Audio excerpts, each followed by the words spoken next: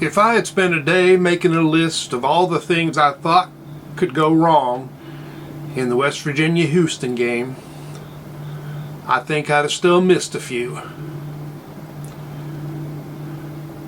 Now, we knew going in that a lot was going to depend on how they compensated for last week, or about 10 days ago, injuries. Turned out that, thought Milan would be back, he wasn't. Thought Remack had a chance until earlier this week, and then he was ruled out. Burks was questionable and didn't play.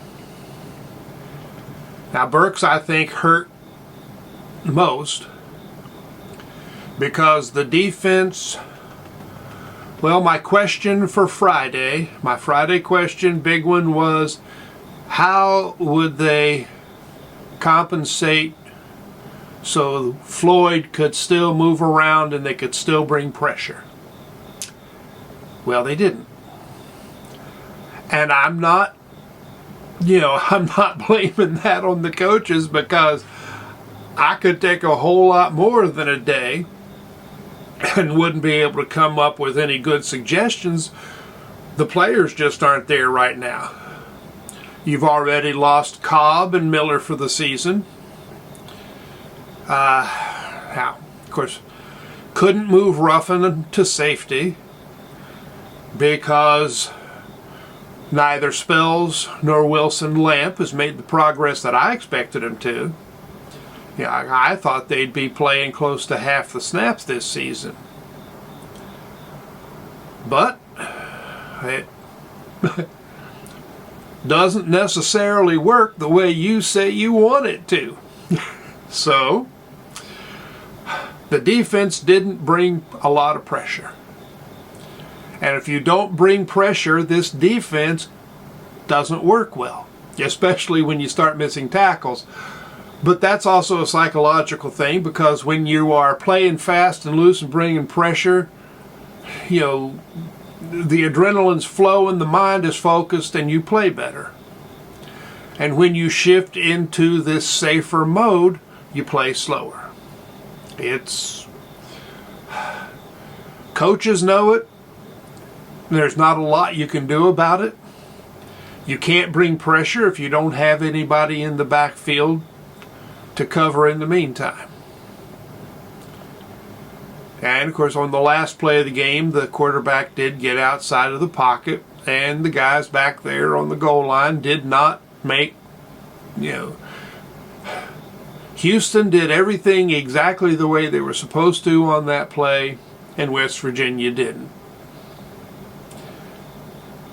But yeah, as Neil Brown said in his press conference, that really wasn't, what lost the game. They never should have been in that position. And I'm not talking about Green's penalty. That was bad, but in a lot of ways, game was lost in the second quarter. And for as well as the offense did, and that is the bright spot I'll get to, the second quarter, they sucked. And I'm not sure why. I mean, the penalties racked up, just mistakes overall. They couldn't run the ball. Got to give credit to the Houston defensive line, and the defensive coordinator changed. He started, bringing in, substitutes, rotating more than he had in the past, and the defensive line didn't get tired the way some people thought they would. And it was actually, even though West Virginia's defense wasn't on the field as much, they were the ones that seemed to be playing tired. Special teams just weren't right. The kickoff return for a touchdown, one man, just did not maintain lane integrity. Saw a guy who looked like he had a clear shot to run to Golden, and instead he cut inside to hit somebody who didn't really need to be hit. And that left the opening for Golden to cut. And then he left two West Virginia players on the ground with his cuts. But if one player had maintained integrity, the lane to make the cut isn't there. So, but that didn't lose the game on its own. Punt return team sucked rocks, and it was not Preston Fox. The coverage was getting there way too quick, and I think Spells is going to be hearing a lot from the coaches, because I saw his man getting down there way too free at least twice that I was watching. I don't know if they changed personnel or anything on those special teams due to the injuries. I'm not sure, Burks or Lathan or, who was on those teams. But they weren't good. Even the punting, overall was not as good as it usually would be. Now, we still do not know when Burks will be back. And they are going to have to find a way to compensate or get him back. They say this, the defense as it stands is not going to be able to bring pressure without Burks back there. And without pressure, they are not going to do well. I don't think they'll be giving up 41, 42 points, whatever it was, every game. But it'll be a problem. We're still a year or so away from having the depth back there to be able to absorb injuries like this. So, don't blame Jordan. Now, of course, it's easier to say, well, the defensive line didn't have injuries, but they can't bring the pressure all by themselves necessarily. They did get pressure with 4 sometimes, but you're not going to succeed at that every time. Okay, good stuff. Do not try to tell me that Garrett Green can't throw deep. And don't try to tell me he can't do it against Power 5 and, good defensive backs. He did it. He did it over and over. Yes, he missed some passes. He missed some passes he shouldn't have missed. The second quarter, he looked like he usually does in the first quarter. Well, he got off to a better start and then reverted. I don't know. But, what was it, 391 yards passing? Now, some of that was late in the game because they had to. But it was also throughout much of the game, except the second quarter. Don't tell me the offense is vanilla.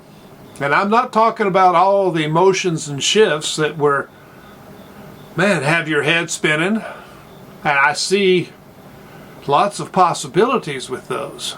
I don't know if this is something they've been working towards or just something they installed over the bye week for this game. I don't know. Of course, they didn't use it a lot late because you're not worried about motions. You're just, get downfield and get open. But receivers got open. Receivers caught the ball. Did they catch every ball? No. But I don't think they dropped any that you could really call drops. Yeah, you might say Anderson got his hands on the one, in the end zone after the defender, tipped it. But if you're in the NFL getting paid a few $1 million, you make that catch. If you're a college player, even a good one, sometimes you make it, sometimes you don't, but you can't really. Now, I suspect Anderson will tell you he should have had it because he got both hands on it. But I'm not going to blame him. And then it just sucked rocks that another defender was right there to grab it. But mostly receivers caught the ball. And mostly Green got the ball to them. Now it looked like at one point that was open in the running game. Then it didn't. I'm not sure how much of that was just, the substitutes couldn't handle it. Pass blocking was very good. Run blocking overall was not. Now, some of the time that was because Houston was able to bring a run blitz at the right time. I don't know if that's because they, had some keys figured out or just what it was. But the offense put up 39 points even after a terrible second quarter.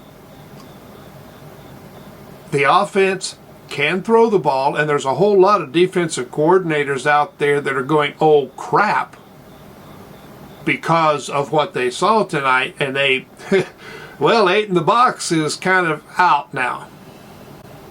I expect some teams will still try it and say, prove it to me again. But if that happens, Green and the receivers will prove it to them again.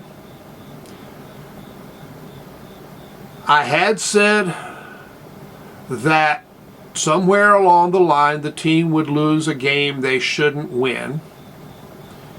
And I mentioned I don't know if it was my video or when I was on Country Roads webcast with Jordan, but I did say someplace that, there was this thing, if the offense suddenly started scoring points, the defense might not play as sharp.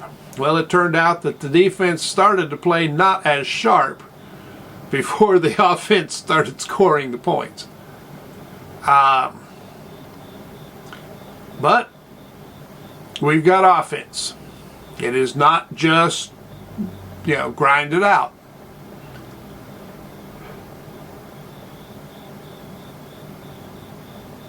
I hope this was the one we shouldn't lose and lost.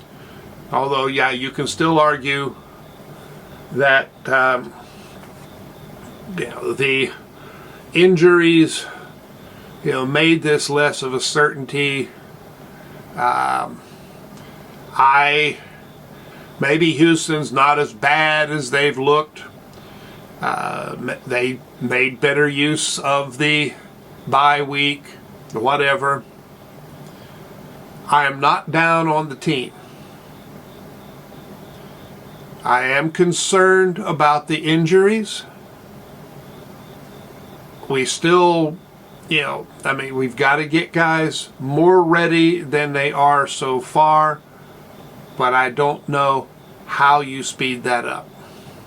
We have a couple of extra days before the next game to work on things. I have faith in the coaches. I have faith in the team. I had said floor of 7, ceiling probably 9. I raised the floor to 8. I'm going to stick with that. I still think we find ways, either get Burks back, or find ways to compensate better. Whether that's using spells more, which I don't know if he played tonight or how much, but it didn't allow for pressure if they did. I did not get the impression that Wilson Lamp is close.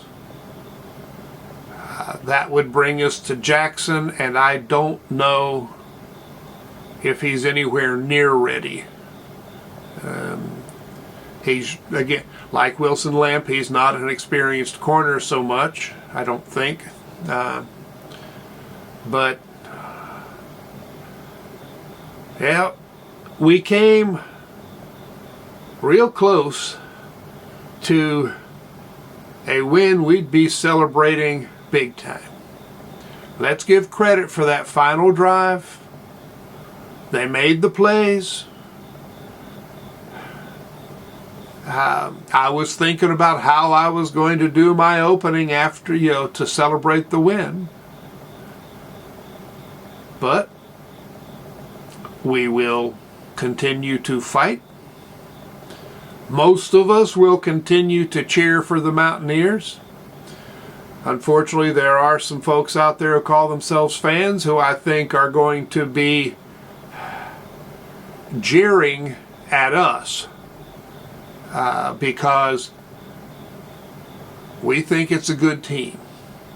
It is a good team. It's not a perfect team, and yeah, we are running on the edge. We've known that all along. This season, some things have fallen our way to go, first 4-1, now 4-2. And they didn't go our way so much tonight. But we are better. We will continue to get better.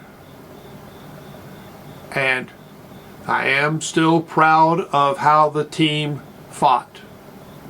They didn't have their edge. They didn't have some of their leaders. But they fought. And this time, it just wasn't quite enough. Well, I will see you in a few days. I'm expect it'll be Monday before we get more feedback from the coaches and the players. Well, we'll hear something probably later tonight, I guess, but personally, I'm going to go to bed, try to get some sleep, and then I will start thinking about next week's game.